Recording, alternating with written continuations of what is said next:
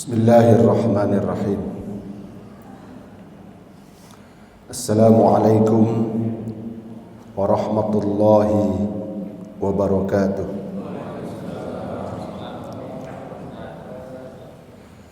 Alhamdulillah, alhamdulillahilladzi ja'ala ramadana syahrus siyam. Alhamdulillahilladzi anzala as-sakinata fi qulubil mu'minin liyazdadu imanan ma'a imanihim. Asyhadu an la ilaha illallah al-malikul quddus salamul mu'min wa asyhadu anna Muhammadan abduhu wa rasuluh shadiqul wa'dul amin. Allahumma salli wa sallim wa barik ala sayyidina Muhammadin wa ala alihi wa ashabihi ajma'in. Amma ba'du, qala Allah ta'ala fi kitabihil karim, a'udzu billahi minasy syaithanir rajim. Bismillahirrahmanirrahim. Innal ladzina qalu rabbuna Allah tsumma istaqim tatanazzalu alaihimul malaikatu alla takhawfu wa la tahzanu. Innal ladzina qalu rabbuna Allah tsumma istaqim wa la khaufun alaihim wa la hum yahzanun.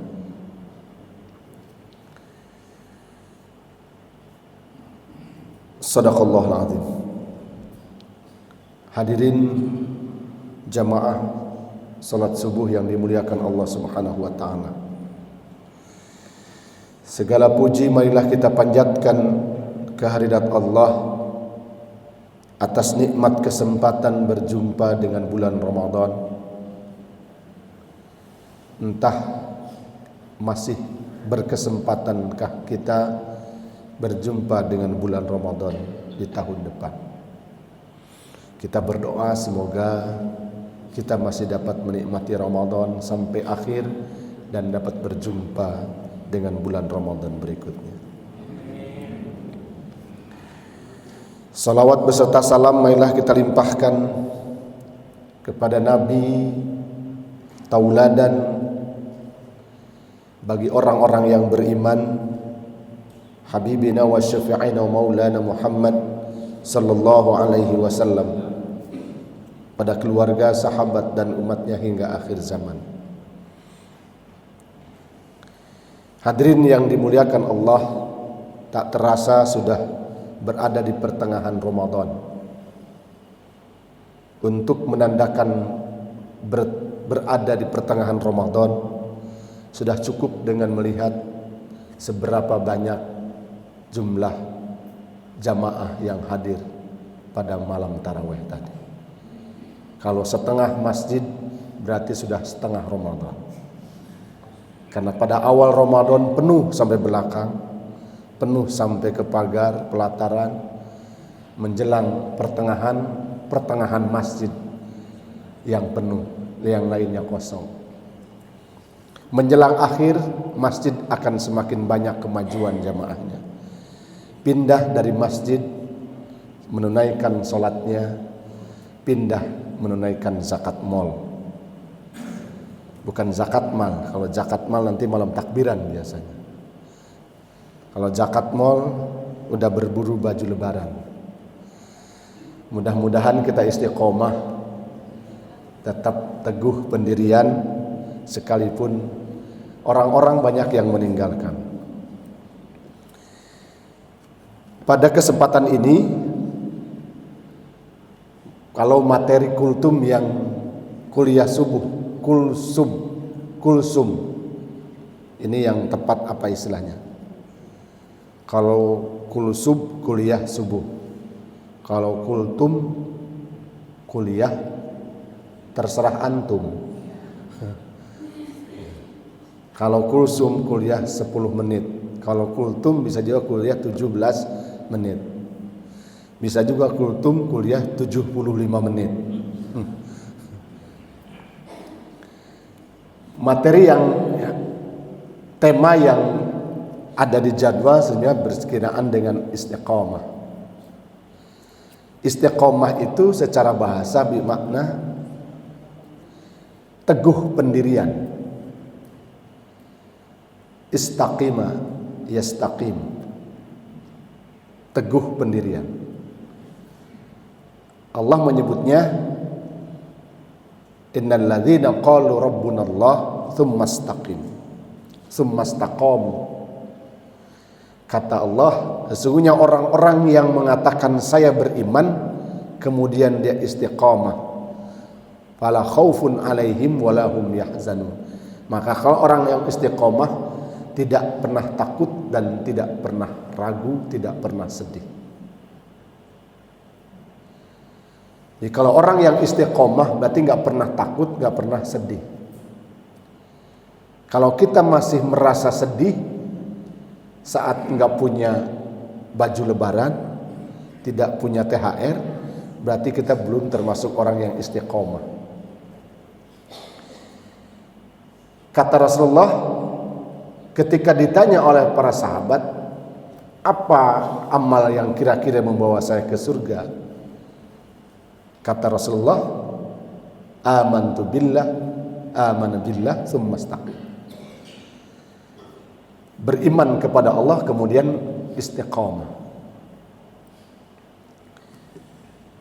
Istiqomah ini penting sejatinya karena untuk meneguhkan, meyakinkan kita dan orang-orang di sekitar kita tentang prinsip kehidupan yang kita pegang. Sering dalam bahasa kita menyebutnya orang yang teguh pendirian. Perbedaannya adalah orang yang plin-plan. Lebih jelasnya kemudian sering disebut al-munafiq. Apabila angin ke barat dia ke barat, apabila angin ke timur dia ke timur. Orang yang berperilaku seperti ini, al-munafiqun, orang yang lisannya mengatakan kebaikan, hatinya mengingkarinya. Orang yang menampakkan kebenaran tapi sesungguhnya dia berada dalam kemunafikan. Inilah orang-orang munafik. Yang gelombang kemunafikan itu dimotori oleh sahabat Rasul Abdullah bin Ubay bin Salul. Orang munafik itu sahabat Rasul karena hidup bersama Rasul, haula Rasulullah ma'a sahabat, bersama Rasulullah dan para sahabat, tetapi memiliki sifat kemunafikan. Dahsyatnya kemunafikan itu ketika terjadi fitnah kepada ibunda Aisyah radhiyallahu anha saat hadisul ifki. Safwan ya, yang pada waktu rombongan bersama Rasulullah, ini kisah sedikit. Ini waktu-waktu yang sangat krusial. Habis sahur, subuh, kurang tidur, perut barusan diisi, ilmu padi makin berisi makin merunduk. Apalagi kalau deket tiang, udah merunduknya semakin dalam. Dikiranya merenungkan ceramah, ternyata matanya tertutup.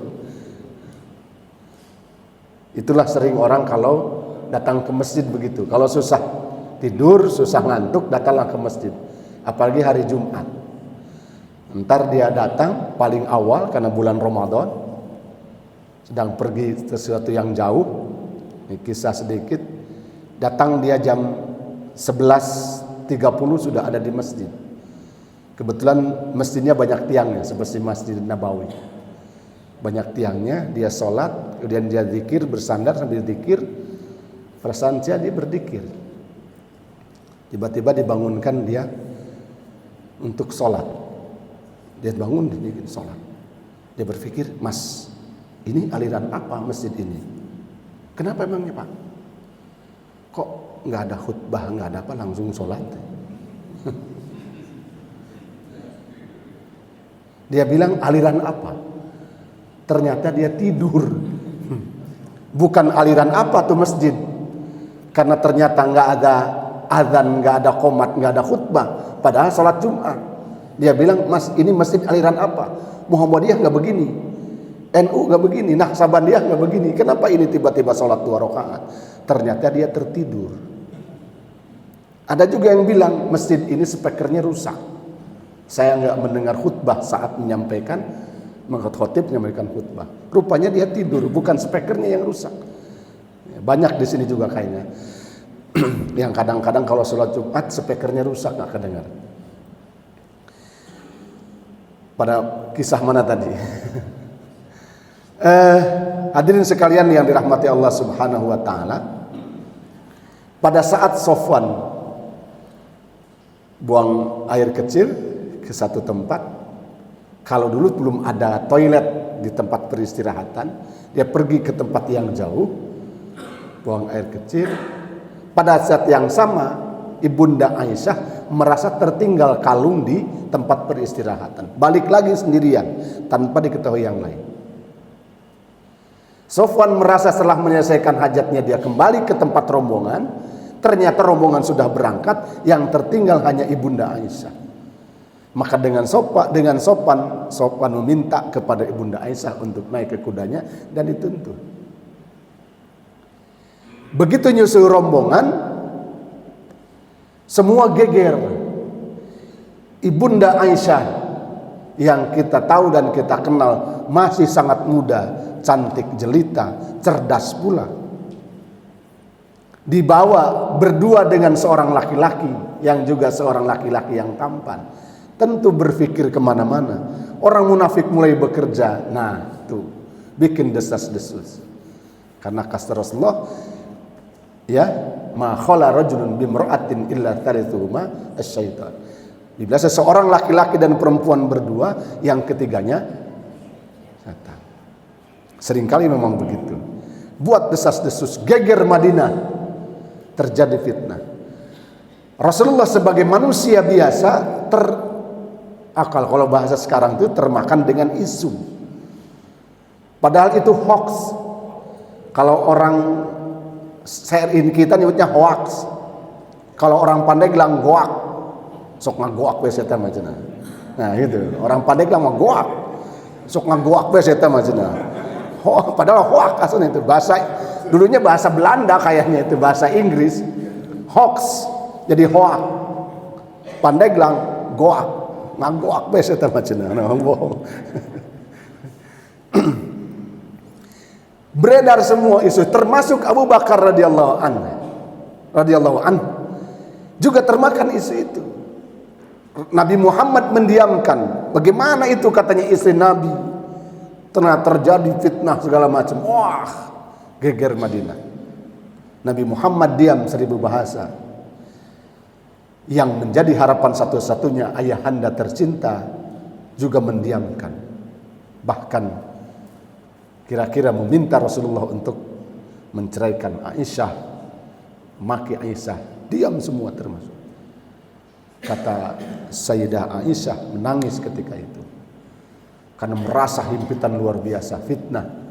Gimana tidak berat fitnah, menyandang sebagai seorang istri Nabi yang punya kemuliaan, derajat kemuliaan tinggi, tapi mendapatkan isu yang sangat luar biasa. Secara manusiawi tertekan, maka dia timbul perasaan marah kepada orang, termasuk kepada orang tuanya dan kepada Rasul.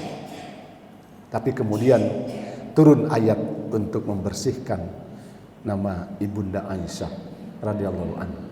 Itu hebatnya pengaruh hoax, pengaruh berita jelek. Termasuk orang yang istiqomah pun desas-desus kena begitu.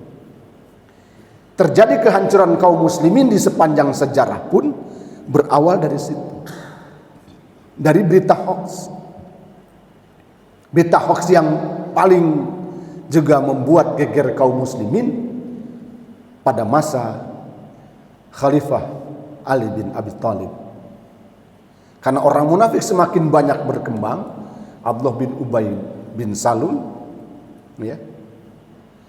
Ada lagi namanya Abdullah bin Sabah.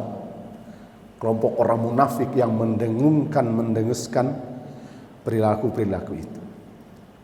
Dulu tidak ada HP, tidak ada WA, tidak ada WhatsApp, nggak ada tuh forward, share, like, and comment, nggak ada. Dulu nggak ada, ngeser aja, tapi beritanya bisa sangat luar biasa. Kasus pembunuhan Utsman bin Affan. Kasus pembunuhan Utsman bin Affan. Kenapa terjadi perselisihan itu? Karena memang ini ada kisah sedikit.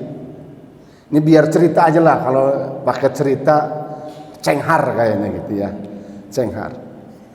Kalau ditelusuri kenapa terjadi perang antara Ibunda Aisyah dengan Sayyidina Ali dalam perang Siffin, perang unta di lembah Siffin, perang Jamal, itu karena terjadi fitnah. Orang munafik ini kemana-mana, Pak. Awalnya apa? Kebijakan-kebijakan pemimpin itu pasti ada kontroversi. Pada saat Rasulullah wafat, digandingkan oleh Abu Bakar As-Siddiq. Abu Bakar As-Siddiq memberikan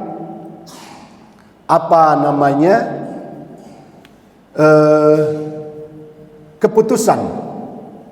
Setiap kaum muslimin, para sahabat itu mendapatkan kafalah dari Baitul Mal. Orang Muhajirin dan Ansor, ya, menurut Abu Bakar As-Siddiq itu harus dikasih sama. Menurut Umar bin Khattab harus dibedakan antara Muhajirin dan Ansor. Kenapa? Orang yang Muhajirin itu orang yang beriman lebih dulu, maka dia mendapatkan kafalah lebih dulu. Berganti karena pendapatnya tidak dengar, ya sudah pendapat pada masa Abu Bakar As-Siddiq, pendapatnya yang dipakai. Begitu berganti kepada Khalifah Umar bin Khattab, pendapat beliau yang dipakai. Muhajirin mendapatkan haknya lebih banyak dibanding dengan kaum Ansar. Ternyata hadirin yang dimuliakan Allah, perbedaan latar belakang Muhajirin dan Ansar itu sangat terlihat. Kaum Muhajirin itu lebih banyak didominasi oleh para saudagar, bisnismen. Abu Bakar itu seorang pedagang. Utsman bin Affan lebih lagi. Abdurrahman bin Auf. Utsman bin Affan itu kaya raya, sangat kaya. Abdurrahman bin Auf. Sedangkan kaum Madinah yang ada di Madinah itu petani latar belakangnya. Kalau petani nggak ada pikiran bisnis kan. Bahkan petani seringkali kalau petani itu hidupnya sangat sederhana kalau tidak bisa diberikan duafa. Kenapa? Yang kaya itu siapa? Tengkulak, pembeli gabah itu. Biasanya begitu. Yang punya penggilingan padi, yang jual beli beras, jual beli gabah, itu lebih kaya dari petani yang sehari-hari yang menghasilkan beras itu. Sudah kemudian orang Madinah mendapatkan jatah lebih sedikit dibanding dengan Muhajirin. Muhajirin bisa mengelola hartanya. Kalau ibarat begini, udah mendapatkan harta lebih banyak, dia dibuat bisnis jadi modal usaha. Kalau bertani nggak ada pikiran bisnis, udah makan-makan aja. Lihat para pegawai, mohon maaf para pegawai yang ASN ataupun yang di BUMN yang swasta, penghasilannya udah itu tertakar. Tapi kalau orang bisnis biasanya lompatan penghasilannya fantastis. Dia dimiliki dan memiliki kemampuan manajerial yang bagus. Itulah kenapa keluarga Utsman bin Affan itu memiliki kekayaan yang bagus, karena memang ketika mendapatkan uang dari Baitul Mal dan memang dia bisa mengelola uang itu digunakan untuk bisnis. Secara manajerial mereka memiliki kemampuan manajerial itu yang baik. Maka akhirnya apa? Kaum Muhajirin semakin tinggi, semakin banyak ekonominya. Kaum Ansar biasa saja. Inilah gap ini terjadi, disadari oleh Umar bin Khattab. Ternyata sebenarnya yang tepat itu kebijakan Abu Bakar. Tapi dia sudah menyadarinya sudah pada kebijakan 5 tahun ke atas. Sehingga gap antara Muhajirin dan Ansar semakin tinggi di sisi ekonomi. Ini menjadi celah bagi kaum munafik untuk mengembuskan. Kalau kemampuan dia mengelola uang, maka dia punya kemampuan mengelola negara. Beda dengan petani, dengan pegawai. Punya kemampuan mengelola tapi tidak punya kemampuan memimpin. Maka ketika kepemimpinan beralih kepada Utsman bin Affan, Utsman melihat keluarganya yang bisnismen itu tersebar di berbagai negara, berbagai penjuru, memiliki kemampuan manajerial dan kepemimpinan yang bagus. Maka Muawiyah ditunjuk menjadi gubernur salah satunya. Jadi ini kan semakin dihembuskan tuh kan KKN. Rasulullah pernah menyatakan, idza wusyidal amru bi ghairi ahliya fantadhiri sa'ah. Apabila seolah urusan diberikan kepada orang bukan ahlinya, maka tunggulah kehancurannya. Dan Muawiyah itu telah berhasil membuat dinasti Muawiyah, ya, Muawiyah bin Abi Sufyan. Karena memang kemampuannya begitu. Didesus-desuskan, terjadilah perselisihan kaum muslimin. Bahkan kemudian Utsman direncanakan, sahabat Utsman radhiyallahu an, untuk dibunuh. Fitnah itu luar biasa. Memang ada hadis, badiru bil a'malin salihin fasatakunu fitanun kaqita'il lail mudlim. Yusbihur rajulu mu'minan wa yumsi kafiran wa yumsi mu'minan wa yusbihu kafiran. Akan datang satu masa di mana terjadi fitnah seperti gelap gulitanya malam. Fitnah itu kita tidak bisa membedakan mana yang benar dan mana yang salah. Termasuk sekarang kalau ada berita di WhatsApp dari grup dan sebagainya, kadang-kadang kita nggak bisa menyaring itu benar atau salah, sumber dan dari mana-mana, kira-kira cocok dengan pendirian kita, share. Apalagi Pilpres kemarin. Luar biasa itu perang berita itu. Benarnya ada, tapi bumbunya lebih kencang daripada kebenarannya. Sehingga emosinya bukan ke tabayun, tapi sudah saling memfitnah satu sama lain. Dan di WhatsApp itu luar biasa. Kalau berita sudah menyebar tuh lain lagi ceritanya. Sebenarnya pada saat itu Utsman bin Affan, menurut klik sandi beliau, mengetahui bahwa beliau direncanakan akan dibunuh. Kenapa? Utsman telah jadi KKN, telah menyimpang, memberikan keluarganya, kira-kira begitu. Semakin berkembang orang munafik itu.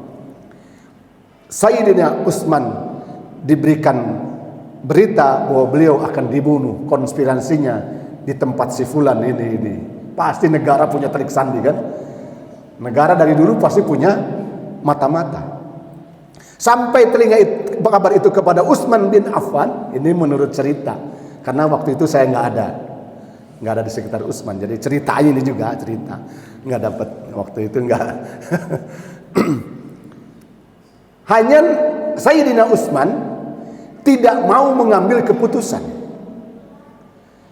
Dia khawatir apa yang dia putuskan, misalnya membunuh mendahului konspirasi itu, saya khawatir di hadapan Allah ternyata mereka yang benar di hari kiamat. Saya lebih baik diam, kan nanti di hari kiamat di hadapan Allah, kalau saya salah pun saya masih diam, apalagi saya benar, apalagi saya mendapatkan. Seperti itu luar biasa bijaksananya. Akhirnya Sayyidina Utsman dibunuh pada saat salat subuh. Kepada siapa kemudian kepemimpinan itu beralih? Singkat cerita, kepemimpinan itu khalifah beralih kepada Sayyidina Ali karamallahu wajhah. Apakah Sayyidina Ali tidak tahu siapa yang membunuhnya? Tahu, hadir pada jamaah salat subuh.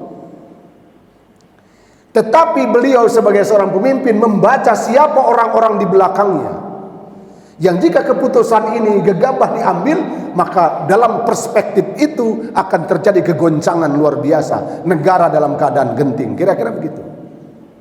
Kan hukum qisas. Apa yang terdengar oleh keluarga Sayyidina Utsman, ya, di Mesir, ketika terjadi pembunuhan itu dan tidak segera dilakukan qisas, Sayyidina Ali tidak segera melakukan upaya itu, terdengar oleh Sayyidina Aisyah. Kenapa Ali tidak melakukan? Jangan-jangan itu persengongkolan untuk mendongkel Utsman bin Affan. Kata Muawiyah apa di Mesir? Padahal yang hadir itu adalah kabair sahabah, sahabat-sahabat besar yang mengetahui Sayyidina Utsman dibunuh, tapi kenapa pembunuh Utsman dibiarkan? Berarti kalian berkonspirasi untuk membunuh Utsman bin Affan dan mengangkat Ali sebagai khalifah. Ini Pak, luar biasa fitnahnya. Kalau sepintas ini orang-orang munafik bikin emang itu Ali memang. Nah, terjadilah Sayyidina Aisyah radhiyallahu anha dengan para sahabat yang lain yang berada dan sependapat dengan beliau berangkat kemudian menggunakan unta, ya, di satu lembah namanya Siffin. Kemudian Ali juga menyampaikan mau bawa pasukannya. Tentu mereka tidak hadir sampai terjadi perselisihan antara kaum muslimin. Itu fitnah luar biasa. Padahal menurut perspektif negara dan kepemimpinannya, kenapa Sayyidina Ali tidak segera membunuh pembunuh Utsman bin Affan? Karena ada pertimbangan orang-orang di belakangnya. Ini konspirasi besar. Kira-kira begitu. Tapi inilah yang membuat fitnah.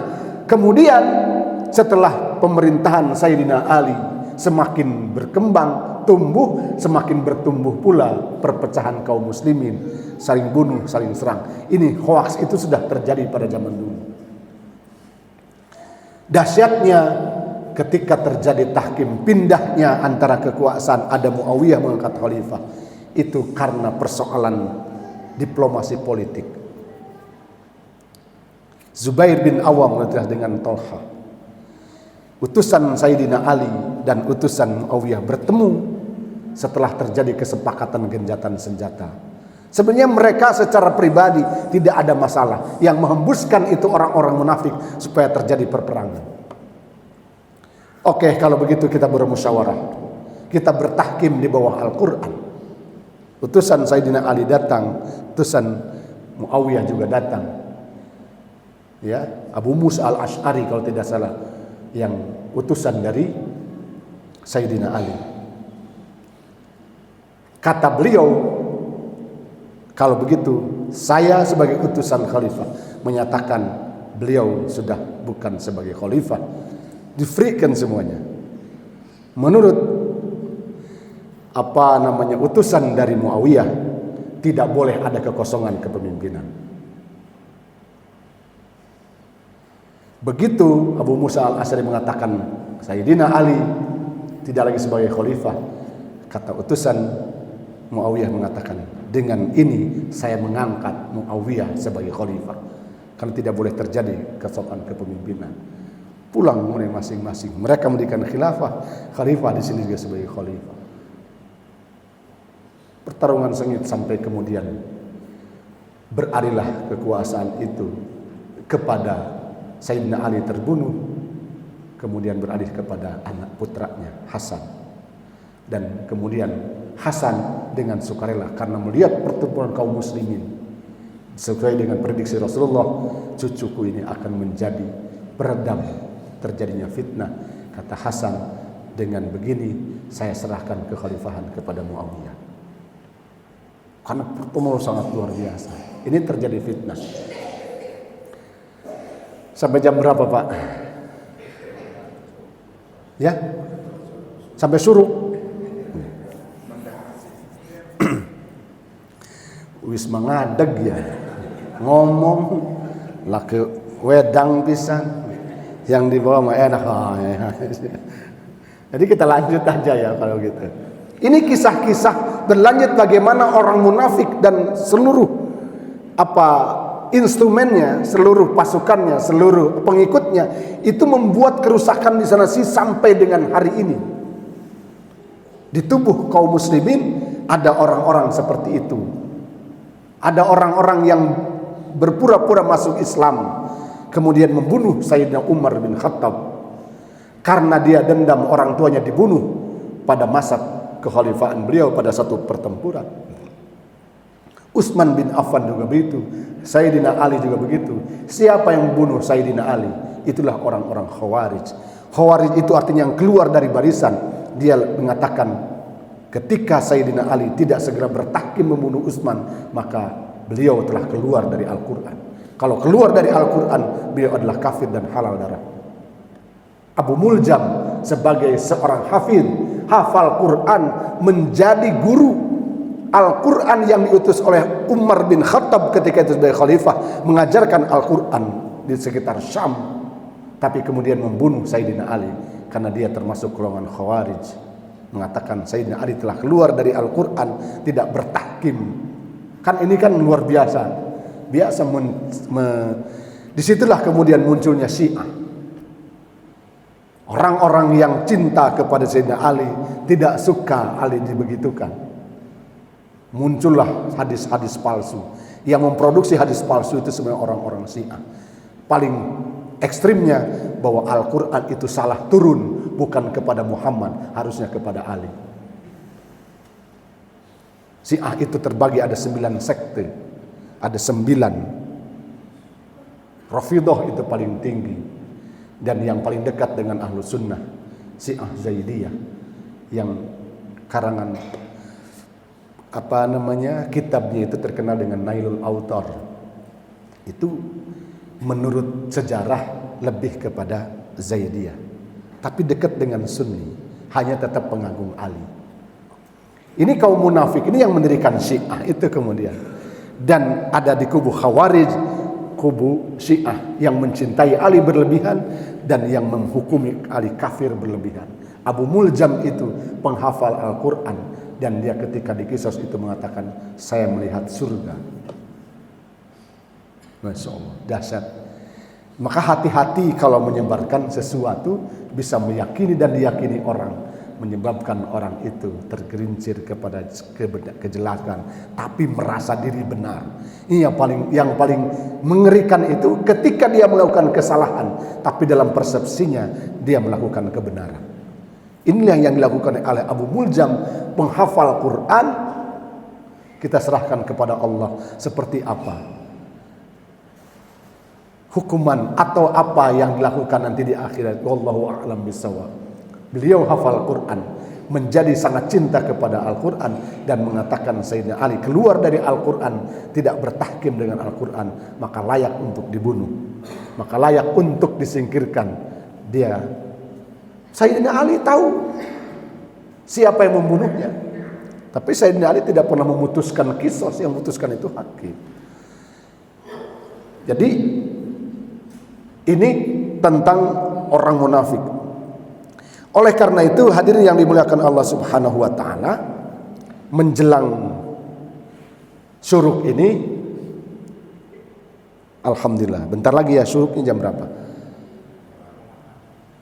Jam syuruk itu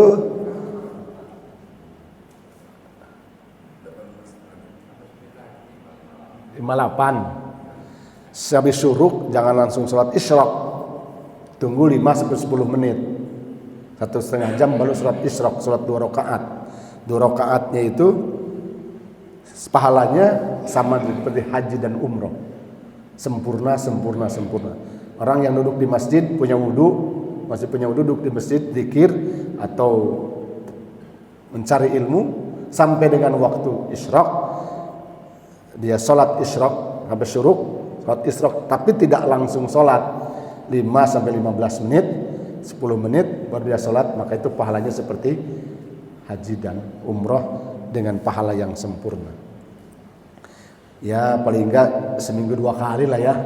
Kalau setiap hari mah kadang-kadang pulang, kalau nggak tidur ya ngantuk gitu ya, ngantuk. Oleh karena itu, pertama secara bahasa istiqomah itu penting dilakukan, karena dia akan mendatangkan pertolongan Allah. Saya mengambil salah satu contoh yang dapat kita pegang teguh melalui pendidikan Ramadan, yakni as-sidqu. Sidq, berkata benar. As-sidqu adalah berkata benar. Sidq itu adalah salah satu sifat Rasulullah SAW. Istiqamah, inilah yang menjadi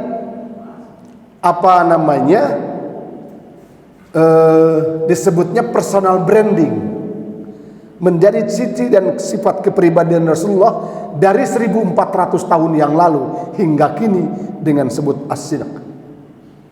Al-Amin, dapat dipercaya. Oleh karena itu, bagaimana kemudian kita bisa melakukan perbuatan-perbuatan yang benar? Kata Rasulullah sallallahu alaihi wasallam dalam hadisnya, ini ayatnya juga ada tapi saya langsung ke hadis saja. Perintah Rasulullah sallallahu alaihi wasallam tentang benar, tentang sidq. Alaikum bisidqi fa inna sidqa yahdi ilal bir wa innal birra yahdi ilal jannah. Kata Rasulullah, hendaklah kamu bersikap jujur, karena kejujuran membawa kepada kebaikan. Wa innal birra yahdi ilal jannah, dan kebaikan menuntun kita kepada surga.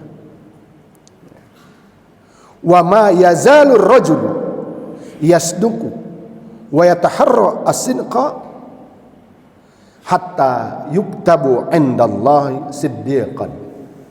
Inilah mungkin yang harus kita jaga melalui kalimat istiqomah.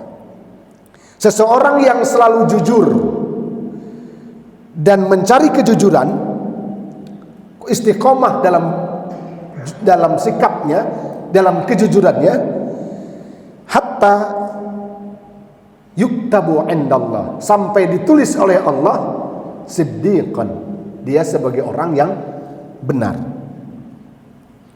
Wa iyyakum wal kadzib, dan hendaklah kalian menjauhi kata-kata dusta. Fa innal kadziba yahdi ilal fujur wa innal fujur yahdi ilan nar. Karena dusta akan menuntun kepada fujur, keburukan, dan fujur akan menuntun kepada neraka. Wa ma yazal rajulu yuktabu wa yataharral al-kadhiba hatta yuktabu indallahi kadzaban.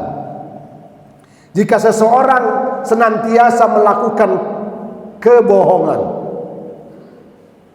melakukan kedustaan, yang selalu di-share berita-berita tanpa saringan, selalu share berita hoax, terus yuktabu indallah, akan ditulis oleh Allah kadzaban, pendusta.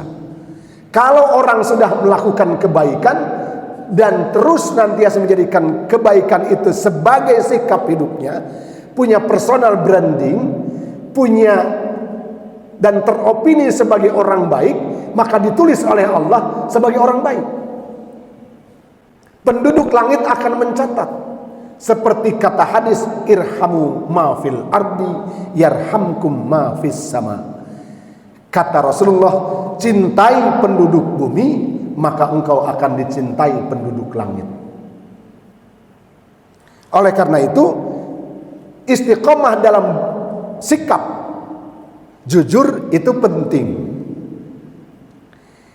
Jujur akan melahirkan pertolongan Allah Subhanahu wa taala. Ini cerita lagi. Pada masa Khalifah Umar bin Khattab melakukan ekspedisi sidak. Apa? Kalau sidak itu sekarang apa? Bahasa sekarang belusukan. Nah, belusukan. Tapi enggak nyemplung ke got, enggak. Karena dulu ada got. Belusukan kemana? Ke kampung-kampung. Pada satu tempat Umar ibnul Khattab mendengar percakapan antara seorang putri, seorang anak dengan ibunya, penjual susu perah, susu kambing. Kata ibunya, nak, godok itu susu, campurkan air agar banyak. Ini penjual susu. Kata anaknya, bu, mencampur susu dengan air tidak boleh sama khalifah. Khalifah kan gak ada, dia di kota sana, gak akan tahu kita mencampur air susu itu dengan air. Berarti anak ini anak jujur. Ibunya dia tentang, bu, mencampur air dengan susu dengan air itu dilarang oleh khalifah, dia boleh oleh negara. Kata ibunya, jangan ngomong-ngomong khalifah, kamu nih kayak siapa aja. Mungkin sekarang mah ngomong kon breben amat. Weruh presiden mah, wis campur be. Lah kesing weruh kieu je, jere wong Serang ku. Mun ceuk urang Prancis mah, nu nyaho ieu, nu nyaho campur bae. Jeung tajin tah dicampur kan. Nya, ngisikan teh jikeun jeung susu atau sarua bae ieu. Komo susu kadele, wangurna sama, campur bae jeung susu. Kata anaknya ini, wahai ibuku, nggak boleh sama khalifah, sama presiden Umar bin Khattab. Nggak usah, Umar bin Khattab nggak akan tahu, nggak akan lihat. Apa kata anak ini? Umar bin Khattab tidak melihat, tapi Tuhannya Umar bin Khattab lihat. Allahu Akbar, luar biasa. Ditandain sama Umar ini rumahnya. Bukan kali pakai apa, ditandain sama Umar bin Khattab rumah ini cocok untuk jadi calon mantu. Masya Allah. Dia pulang, Sayyidina Umar pulang ke rumahnya, berkumpul dengan anak-anaknya yang belum menikah, kalau tidak salah namanya Asim. Dek, nikah ya, kira-kira gitu. Wih, karo sapu pak. Iya. Ya, sarua sapel kan main kawin-kawin bae, wis dijodohaken karo abah. Sapo wadone ko wis takcirini umahe wis survei memerana. Ya kan? Kira-kira bocah siki gelem ora? Moal bakal. Wah, anak kita ge belum tentu mau. Enak bae Pak, pilihan kayak Siti Nurbaya aja. Tapi zaman dulu ya sekelas khalifah tentu sahabat Rasulullah SAW, anaknya soleh-soleha. Siapa? Langsung ditelusuri rumahnya itu, singkat cerita menikahlah mereka. Dan lahir dari keturunan mereka Umar bin Abdul Aziz, seorang khalifah yang selama 2 tahun memerintah tidak ada orang yang layak menerima zakat. Ini dari makanan yang haram, makanan yang baik, perkataan yang baik, perilakunya baik, melahirkan keturunan yang baik. Jadi nggak sembarangan kira-kira gitu. Oleh karena itu, tetaplah berlaku baik. Dalam Al-Quran, ya ayyuhalladzina amanu taqullaha wa qulu qawlan sadida yuslih lakum a'malakum wa yaghfir lakum dzunubakum wa man yuti'illaha wa rasulahu faqad faza fawzan 'azima. Wahai orang-orang yang beriman, bertakwalah kepada Allah dan hendaklah mengatakan perkataan yang benar. As-sidqu bil lisan, as-sidqu fil lisan, berkata benar dalam ucapan. Kenapa ini penting? Benar itu ada 3. Sidqu fil niyah atau fil qalb, sidqu fil lisan, sidqu fil amal. 3 perkata benar ini. Itu harus istiqomah. Berkata benar. Benar dalam niatnya, dalam hatinya, benar dalam ucapannya, benar dalam tindakannya. Orang yang benar hatinya itu yang keluar akan kebenaran.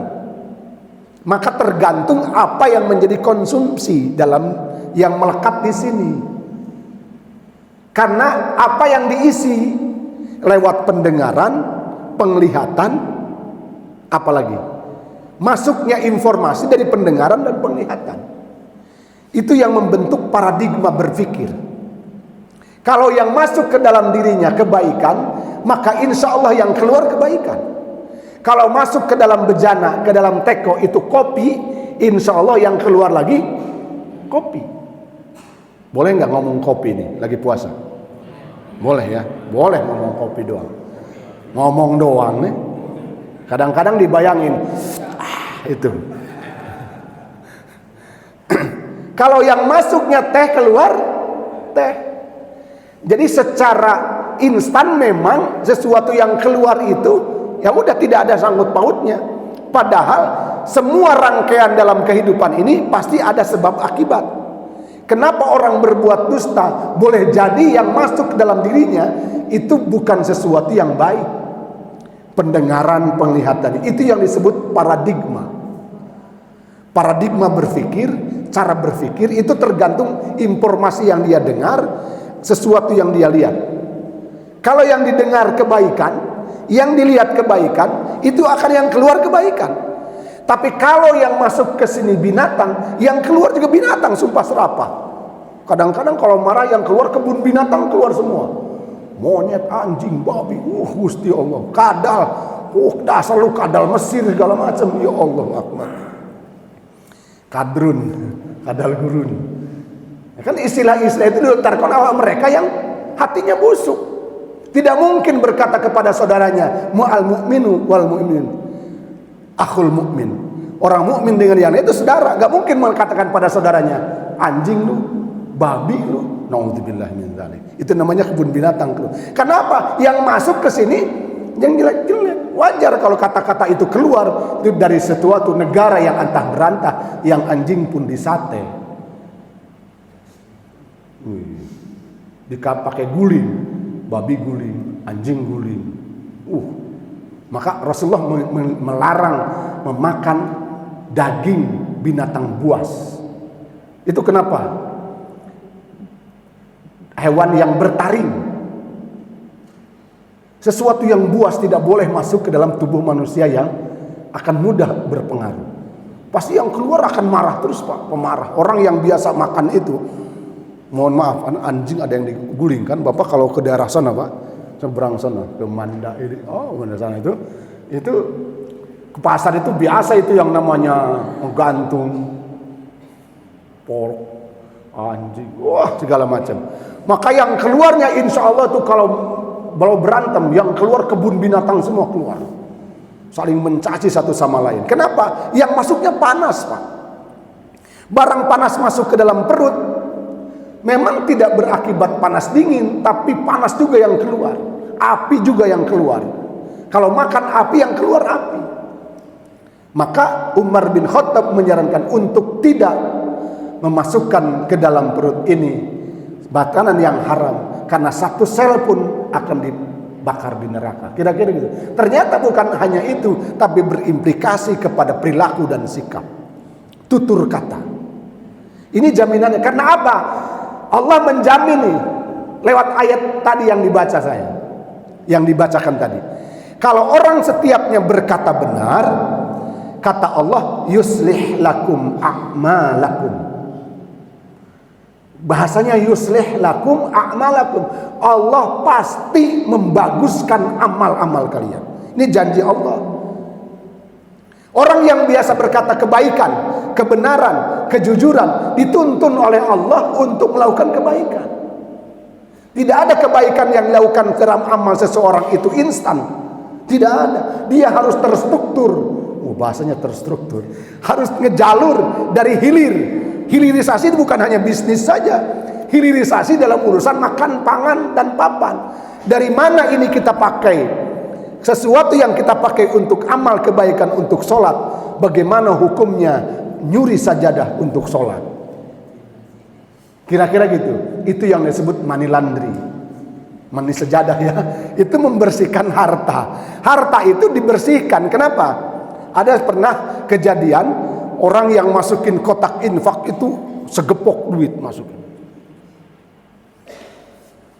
Kalau secara logika, kalau bukan dia tutur kata yang baik, memasukkan itu ke kotak amal dengan banyak, kalau bukan money laundry, dia memang orang baik. Wallahu a'lam bishawab. Saya pernah dapat cerita begitu. Pak, ini masukin kotak amal dengan latar belakang begini. Apakah itu? Wallahu a'lam bishawab. Tapi sekali lagi, janji Allah itu kenapa harus dirujuk hilirisasi dalam urusan makanan? Ini juga saya bicara kepada diri sendiri. Itulah kenapa zaman dulu sering ditanya ini dari mana, untuk apa, kepada siapa. Kita secara naluri, sesuatu yang kita dapatkan dari yang tidak jelas biasanya tidak dibawa pulang ke rumah. Semua jangan anak pamajikan ya. Kunaon Pak, geus jang babacakan we urang dina barang. Pan gede eta duit gede gaji mati endah jang anak mah cenah tuh. Biasanya begitu. Orang tua saya dapat cerita itu, Kalau dapat makanan, kira-kira orang yang meninggal dan itu aja, udah abah baikin. Jangan buat bapak aja. Karena apa? Ya mungkin orang maksa dapat ini, dapat itu, suka begitu. Kita juga begitu kan, Pak ya? Orang enak amat kan picis, tenang besikin mak. Woi, aja ditakon sing ngendi karena penima kian berbagi bikin mak. Nah, biasanya kalau ada judul berbagi bikin mah wis mau bahkan anda ning umah kok mau antakan. Wis toko kena tukang becak ya wis. Sebab apa? Kita tahu, alhamdulillah. Ini yang saya tunggu-tunggu. Gimana Pak? Selesai? Ya? Lanjut. 5 menit lagi, nunggu 5 menit ini ngangin pegel. Sekalian nunggu buka ya. Tekang maghrib teger kan. Ada di rumah nggak ngapa-ngapain, paling tidur. Ya saya yang pegel. Jadi hilirisasi dalam urusan makanan itu yang utama, sebab akan berpengaruh kepada hasil di hulu. Di apa namanya? Di hulu, betul ya. Di ujung. Bukan hanya neraka tempatnya, tapi di dunia sudah ditampakkan. Sudah Allah tampakkan. Segala sesuatu yang biasa dilakukan dengan dan tanpa melihat dari mana kemana, maka sulit. Maka sebenarnya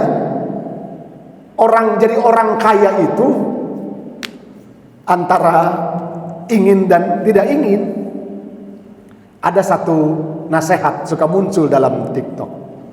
Jangan bersedih kalau ketika kamu merasakan rezekimu itu terbatas. Sebab boleh jadi mungkin ketika kita berpikir rezeki kita terbatas, kita melihat orang lain yang rezekinya banyak. Boleh jadi Allah sayang kepadamu untuk meringankan hisabmu di akhirat. Kalau ingat itu saya berkata, ya Allah, alhamdulillah orang ada picisku. Tapi tetap baik pegel Arab lebaran lagi picis.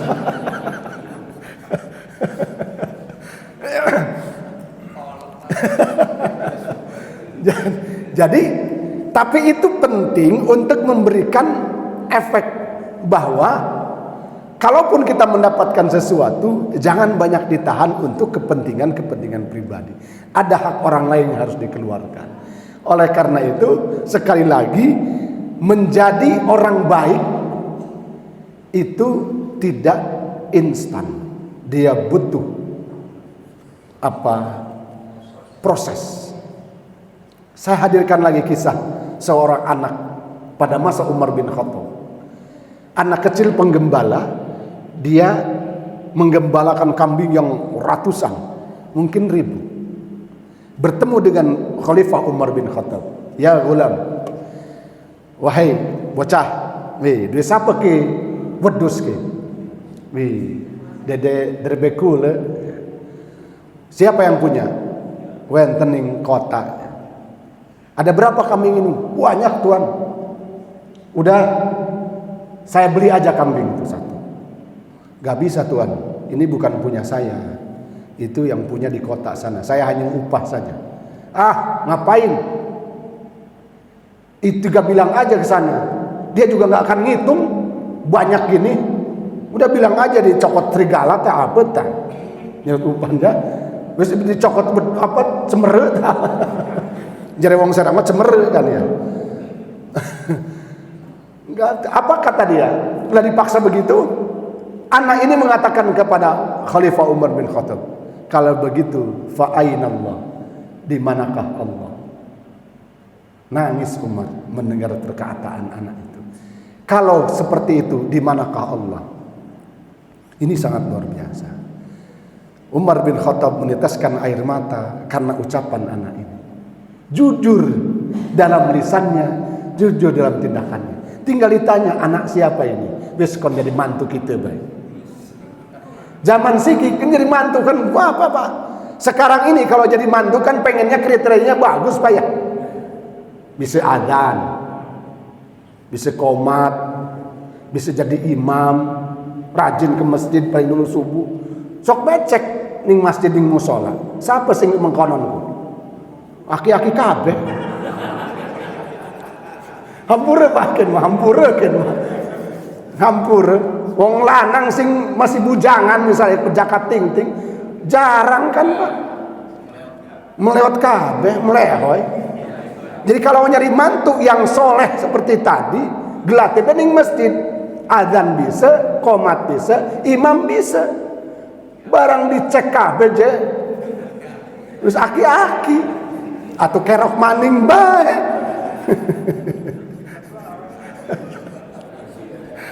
Masya Allah. Zaman sekarang tidak seperti itu. Tapi kalau punya seperti itu, luar biasa. Tradisi itu hanya masih ada di pesantren. Antara kiai, antara ustadz menikahkan anak mereka berdasarkan keinginan orang tuanya. Wes nurus bening abah. Jadi pun abah pasti abah enak. Tapi bocah siki anak kita, nong anuku apa namanya pinter adanya, mangan apa kita nebak aja, mangan mik aja, waduh. Kon kawin karo wong tukang adan, kon mangan mik tak kita aja, Gusti Allah. Nggak bisa zaman sekarang Pak begitu tuh, dijodohkan begitu, nggak bisa. Kalau zaman dulu iya. Kisah yang masyhur dari perjalanan Imam Syafi'i rahimahullah, ya, beliau itu orang tuanya, konon ini orang tuanya, itu mendapati delima yang mengambang di sungai. Zaman sikima udah delima, duren bilang, duren, montong, apa namanya, duri hitam, duri hitam. Ini pecinta duren nggak kayak kabeh duri hitam. Ketemu durian montong di sungai itu diambil karena lapar dimakan. Begitu setelah sadar dimakan, Allahu Akbar. Ini punya siapa? Durian ini gak boleh makan sembarangan kecuali mendapat izin dari yang punya kebun. Ditelusuri terus melalui sungai itu, sampailah di satu kebun. Ya, ada gubuk di situ. Dia datang, ada orang tua. Pak, yang punya durian kebun ini siapa? Saya. Ada apa, Dek? Ini Pak, tadi saya lapar nemu durian di sana. Cuman saya kaget, ini kan bukan punya saya. Saya mau minta halalnya buat Bapak. Pasti orang ini berpikir, tak kerjani uangnya. Pasti kan kan ya, tak kerjani kan uangnya. Jadi kita kan gitu kalau pikir kita. Dek, nggak bisa begitu, ada harganya. Enak aja minta maaf ini. Minta halalnya. Itu durian bagus itu. Duri hitam. 1,5 juta si jine. Enak baik. Kan ada ya. Korban TikTok kabeh. Gak bisa begitu saja minta dihalalkan. Ada syaratnya. Saya boleh memaafkan kamu dan halal barang itu buat kamu. Tapi kamu harus menikahi anak saya. Masya Allah. Siap. Nikahin. Siap nikahin. Tapi anak saya itu buta, tuli, pengkor. Buta, tuli, pengkor. Waduh musibah kan. Jadi udah kan. Minggat pasti. Wong siki mah minggat Pak boro-boro. Ngerungu picak bae geus. Tapi anak abah picak nong jejak bocah. Ding, anak abah picak. Iya Pak ora apa-apa. Ya kan enggak ya? Ono maning budak maning Gusti Allah Pak. Ya wis ora apa-apa Pak. Tambah maning pengkor, ya Allah Gusti enggak kemana-mana. Akhirnya dengan niat untuk menghalalkan apa yang dia makan, dia terima. Masya Allah, dinikahkanlah anak ini, pemuda ini oleh bapaknya tadi dengan anak yang buta, tuli dan lumpuh. Begitu sudah dinikahkan akad nikah, mau ngecekkan ke kamar pengantin, assalamualaikum, terdengar suara waalaikumsalam. Waduh, bismillah. Kayak wakepot. Ternyata ada suaranya, berarti bukan bisu. Begitu dibuka, dia balik lagi. Ini wanita cantik yang tidak buta juga tidak budak, nggak pengkor juga. Ngerjain doang, tak kerjani kan mau dia. Kira-kira gitu kalau bahasa diterjemahkan ya. Baik lagi ke orang tuanya, Pak, itu yang di kamar benar isi saya. Katanya buta, tuli dan lumpuh. Dek, benar. Anak bapak buta karena tidak pernah melihat sesuatu yang haram, tidak pernah mendengar sesuatu yang dilarang, dan kakinya tidak melangkah pada sesuatu yang diharamkan. Masya Allah. Lahirlah dari pernikahan itu Imam Syafi'i rahimahullah. Itu menurut cerita. Di ulama-ulama besar itu lahir dari keluarga besar. Aja pengen anak pada Imam Syafi'i. Wong imam masjid bege udah teka gitu. Jadi memang ada istilah pohon buah jatuh tidak jauh dari pohonnya, kecuali buah yang dibawa kelelawar. Berharap sesuatu yang baik pada ujung akhir kehidupan kita itu harus diawali dari mana kita memulainya. Kalau memulainya dari sesuatu yang baik, Allah jamin, ya ayyuhalladzina amanu taqullaha wa qulu qawlan sadida yuslih lakum a'malakum wa yaghfir lakum dzunubakum wa may yuti'illaha wa rasulahu faqad faza fawzan 'azima. Bapak Ibu yang dimuliakan Allah Subhanahu wa taala, sifat-sifat kebaikan, kejujuran, kesalehan itu seperti halnya sifat para nabi yang melahirkan generasinya terus menjadi generasi para nabi. Sesungguhnya agama ini dilahirkan oleh mereka orang-orang yang benar dan akan melahirkan kebenaran. Nabiullah Ibrahim alaihi salam disebut sebagai bapaknya para nabi karena lahirlah dari seorang nabi yang 200.000 nabi dari Bani Israel adalah keturunan dari Nabi Ibrahim. Nabi Ibrahim memiliki anak namanya Ismail dan Ishak. Ishak melahirkan anak Yakub. Yakub punya anak 12 menjadi sekte Yahudi di situ. Banyak orang-orang baik. Kenapa kemudian penyimpangan? Karena mereka melakukan penyimpangan di sana sini, ingin mendapatkan kekuasaan dengan instan. Dia merebut kekuasaan dengan instan. Segala sesuatu yang direbut, yang diambil dengan kesalahan akan melahirkan kesalahan berikutnya. Orang tidak rela haknya diambil, maka dia akan semakin mengambil haknya dengan batil. Itulah kenapa dalam Al-Quran hukum qisas, hukum bunuh dibunuh lagi, tidak boleh dilakukan secara individu, dia harus dilakukan oleh negara. Walakum fil qisasi hayatun. Allah menyebutkan dalam qisas itu yang bunuh dibunuh lagi terdapat kehidupan. Padahal membunuh, tapi ada kehidupan kata Allah. Karena kalau kisos itu dibiarkan kepada individu untuk saling bunuh, maka akan terjadi pembunuhan dan semakin banyak orang meninggal. Tapi kalau kisos itu dilakukan oleh negara, oleh pemerintah, oleh Al-Gojo yang punya kewenangan, maka diputus mata rantai pembunuhan itu pada saat itu dan kemudian mereka akan hidup seperti biasa. Insya Allah kebenaran akan melahirkan kebenaran dan kita akan dikumpulkan bersama orang-orang yang benar. Kita berdoa dalam doa kamilin kita. Salah satunya apa?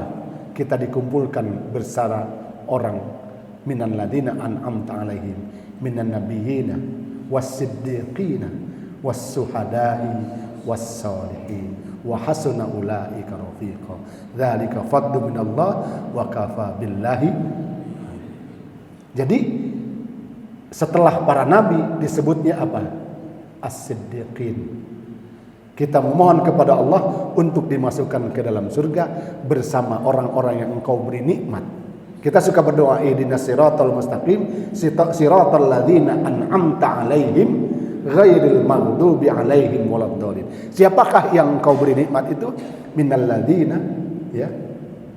an'amta 'alaihim minan nabiyyina was-siddiqina was-suhada'i was-sholihin. Setelah para nabi, orang-orang yang benar, syuhada dan orang-orang soleh.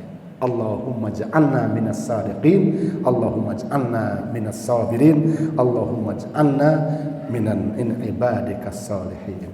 Wallahu a'lam bissawab. Mudah-mudahan kita diberikan istiqomah, sikap yang teguh dalam kebaikan.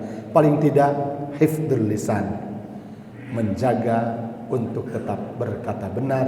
Mudah-mudahan akan dipelihara sikap kita, perilaku kita oleh Allah tetap dalam kebaikan dan kebenaran. Wallahu a'lam bishawab. Mohon maaf bila ada kekurangan dan kekhilafan. hadanallahu wa iyyakum ila siratal mustaqim wallahu muwaffiq ila aqwamit thariq. Wassalamu alaikum warahmatullahi wabarakatuh. Subhanakallahumma wa bihamdika asyhadu an la ilaha illa anta astaghfiruka wa atubu ilaik.